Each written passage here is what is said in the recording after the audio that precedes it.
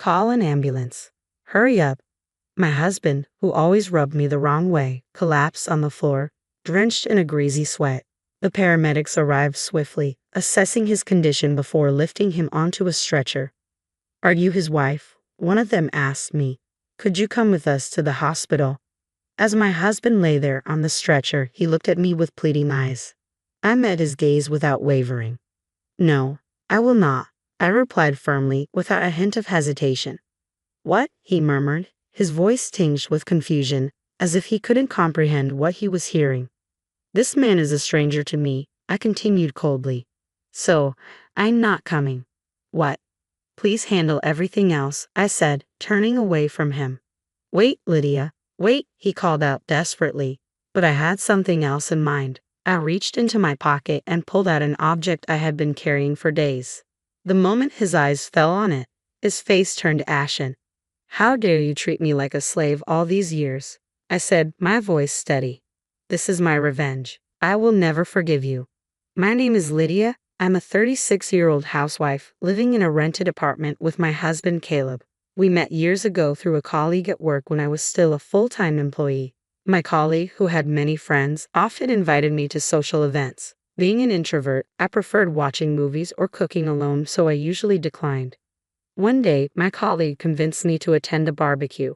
Reluctantly, I agreed. The event was crowded, and I felt out of place until my colleague introduced me to Caleb. He was tanned, clearly an outdoorsy type, quite the opposite of me. But when we started talking, I found him sociable and humorous. Surprisingly, we shared many common interests, just as my colleague had predicted. We exchanged contact information and made plans to meet again. After several outings, we began dating. Caleb proposed after a few years, and we got married. He was always kind, the ideal partner to draw me out of my indoor life. But over the past few years, something changed. Caleb began saying and doing things that left me feeling increasingly uncomfortable. I quit my job to become a housewife because Caleb wanted me to. However, he often made sarcastic remarks about it. One evening, I was late preparing dinner because I had been feeling unwell. When Caleb came home, he immediately noticed. I'm home, Lydia. Hey, why isn't dinner ready yet? Hi, sorry. I wasn't feeling well today, so I rested earlier and couldn't get up in time. Can you take a bath first? I asked, hoping for some understanding. Ha! What's that about? He replied, clearly annoyed. You're a housewife. You should at least have the meal ready. His lack of concern for my health made me incredibly sad. Another time, I approached him about an upcoming reunion in my hometown. Hey Caleb, there's a reunion coming up in my hometown. I'll finish my chores, so can I go? Suit yourself, he replied indifferently. Well, being a stay-at-home wife is great, isn't it? I envy you, Lydia. You get to play around with the money your husband makes. Caleb usually treated me well, carrying my purse and bringing me flowers after work. But at times he could be so callous that I wondered if he wanted me to work. I even suggested taking a part-time job, but Caleb insisted that wasn't the case, so I remained a full-time housewife.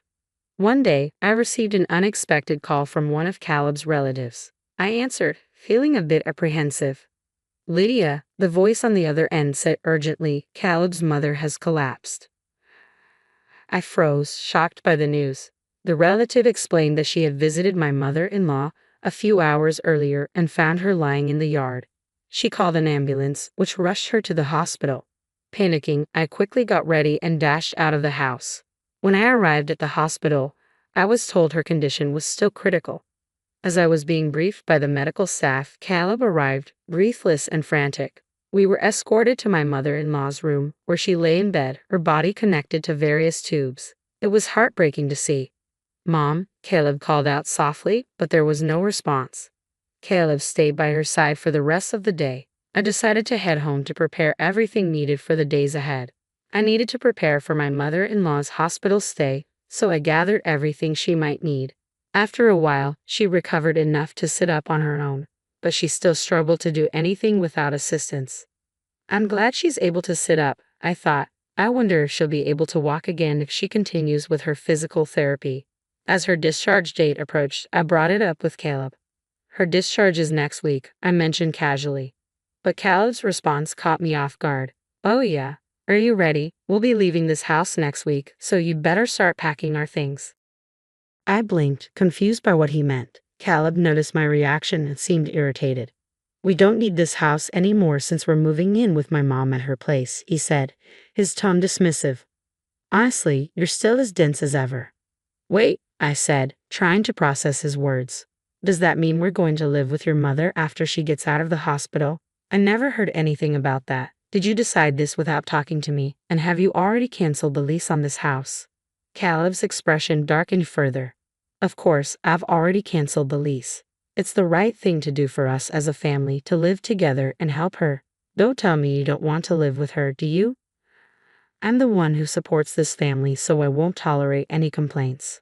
With that, he stomped back to his room, leaving me stunned. I never imagined Caleb would take such a hard-line approach, especially without consulting me.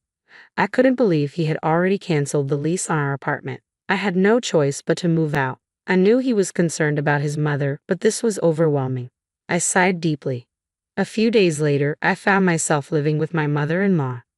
I had never been a caregiver before, so everything was new to me. Most of my day was spent feeding, bathing, and helping my mother-in-law with her toileting needs. She didn't want me to take care of her and barely communicated with me. Whenever I tried to talk to her, she would retreat to her bed, claiming she was in pain. When my mother-in-law was healthy, we didn't have a bad relationship. In fact, we would sometimes exchange delicious snacks we found at the department store. But now, it seemed her frailty had overwhelmed her ability to care about anything else. On the other hand, my husband Caleb, who had insisted on us moving in together, was rarely home. After work, he would go out for drinks and return in the early morning. Even on his days off, he always found an excuse to go out. When he did come home, he would lock himself in his room and play video games. One day, I decided to confront him while he was immersed in his games. I know you can't avoid working overtime or socializing with your colleagues, but can't you at least help me take care of your mother when you're at home? Or maybe help out with the housework? I asked. Without even glancing away from the screen, Caleb replied, What are you being so naive about? Housework and caregiving are your jobs. I'm tired from working, you know. Then, as if to emphasize his point, he added, Oh, and I'm almost out of coffee. Go make me some, and clean this room, okay? And don't forget to take these to the dry cleaner. I need them by Wednesday. He spoke to me in a dismissive, one-sided manner, tossing his work clothes at me without a second thought. This time, I felt something inside me shift. I couldn't hold back any longer. That's enough, Caleb. I've been doing all the housework and taking care of your mother every single day for the past month without a break. Why can't you help me, even a little? Caleb slammed his game controller down on the desk, standing up with an angry glare. How dare you talk to me like that? Who do you think you owe your livelihood to? If you've got a problem with me, then get out. Pack your things and leave. His voice dripped with sarcasm as he added, Well, what about my poor mom? She's going to be left alone with no one to take care of her. His words stung, and I found myself unable to respond. It was true. I had only a small amount of money saved up, and I couldn't bring myself to abandon my mother-in-law, who was completely dependent on me. So allowing my frustration, I picked up his suit and quietly left the room. 6 months passed in this difficult routine. Then one morning, everything changed. When I went to check on my mother-in-law, as I always did, I found that she was no longer breathing. I called an ambulance and rushed her to the hospital, but it was too late. Caleb was in tears, but for some reason, I couldn't cry. I felt a strange, cold detachment as I watched him grieve. You didn't do anything to help her, I thought to myself. And then, when I realized I no longer had to take care of her, a wave of relief washed over me. The guilt for feeling this way weighed on me, but I couldn't deny it. Time flew by, and before I knew it, 2 weeks had passed since my mother-in-law's funeral. It was time to organize her belongings. After Caleb left for work, I started cleaning out her room. I carefully placed her favorite clothes and accessories into cardboard boxes. There weren't many, so the task was done quickly. Next, I opened the cabinet by her bedside. It was nearly empty, but on the bottom shelf, there was a large tin. I recognized it. It was an old can of assorted sweets. I had given her the can when she was still in good health. Seeing it there now, I wondered why she had kept it.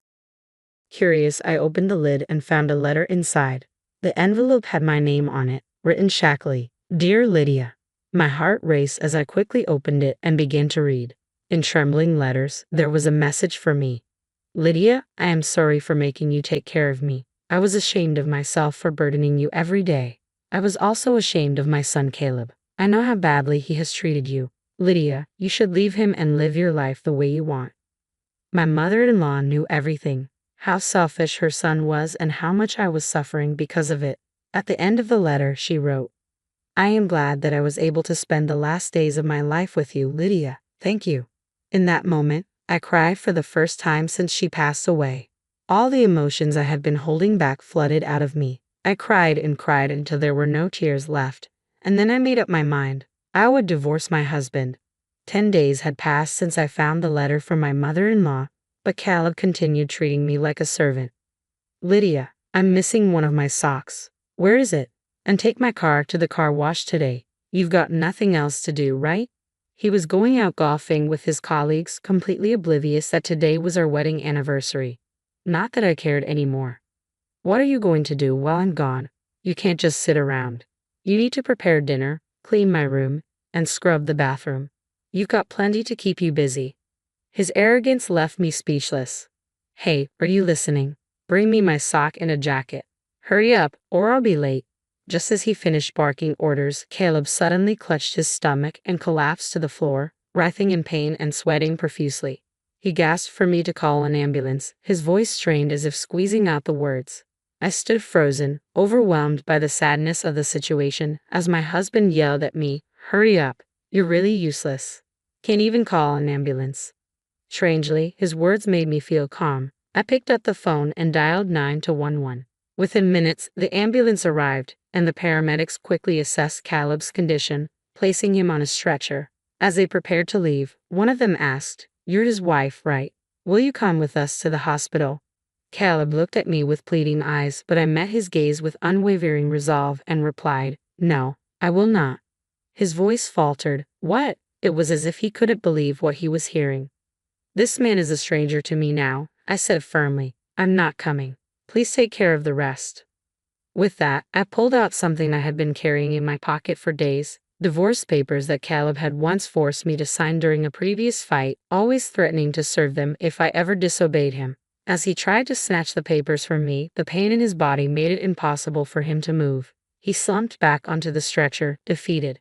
Excuse me, but please leave now, I told the paramedics, who finally took Caleb away. I watched as the ambulance drove off, likely thinking of him as a poor husband whose wife had just handed him divorce papers. It took some time, but the divorce papers were accepted, and the divorce was officially finalized while Caleb was still in the hospital for a week. As the ambulance left, I knew I was finally free. I was busy packing my belongings and sending them to my parents' house when I unexpectedly ran into Caleb at the grocery store. Lydia, please don't do this to me, he pleaded. You love me, don't you? Please don't leave me. I admit I've made mistakes. You always listened to me, no matter what I said, and I just got carried away. The once overbearing attitude he had a few months ago was gone, replaced by a completely pathetic look. What are you talking about? I replied coldly. The divorce is already finalized. It's too late for you to act so fragile. Go ahead, live your life as you please. He looked shocked, as if he hadn't really believed I would go through with a divorce.